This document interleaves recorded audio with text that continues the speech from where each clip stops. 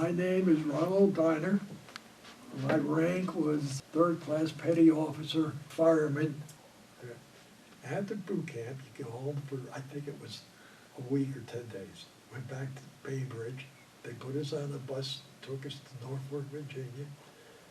And we got out of the bus, and this was a big gray mass. This thing, you had to see it. For the first time, it was big. And went aboard. They pet us down, got us up early the next morning, took us to chow line, and then they displaced this worm, and they wanted to put us in the ship. The sleeping quarters were 1, 2, 3, I think it was 5 bunks.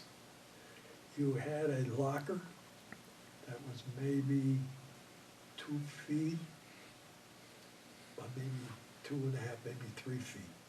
Everything you owned was in that locker. Your uniform, you would take it, turn it inside out, and put it on the canvas and the mattress on top of it. And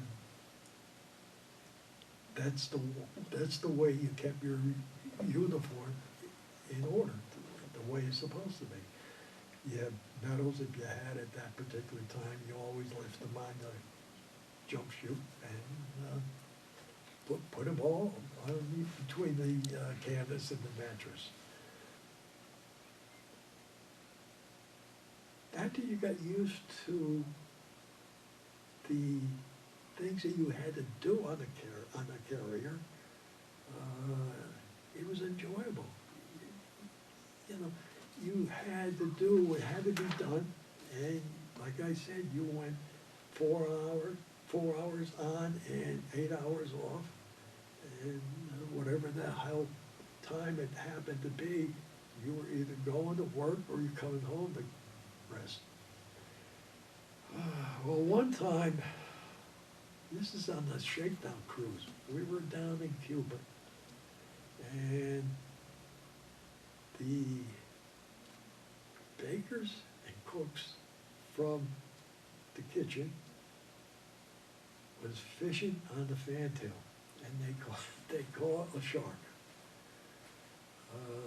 They pulled it on board, and as long as they kept the shark's tail in the water, she gets you hung there. As soon as you hiked them out of the water, that thing would go banging on both sides of the fantail.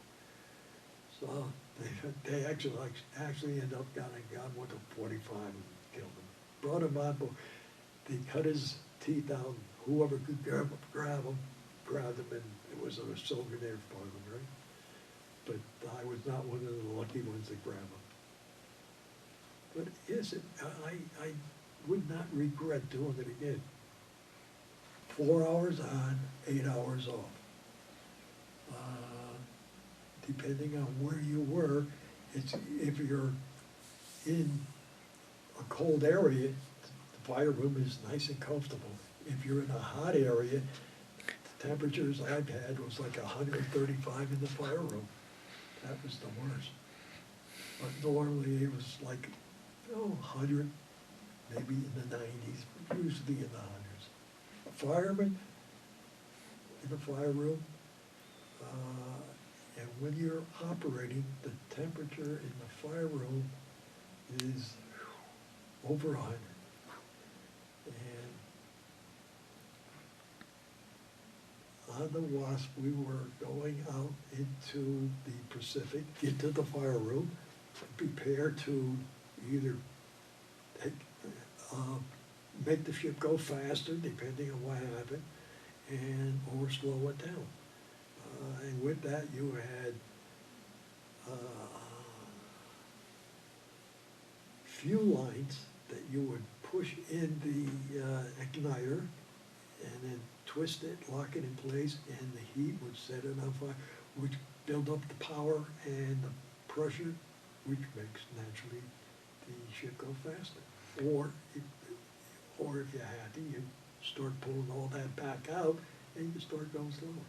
Each watch had 1, 2, 3, 4, I believe 7 people.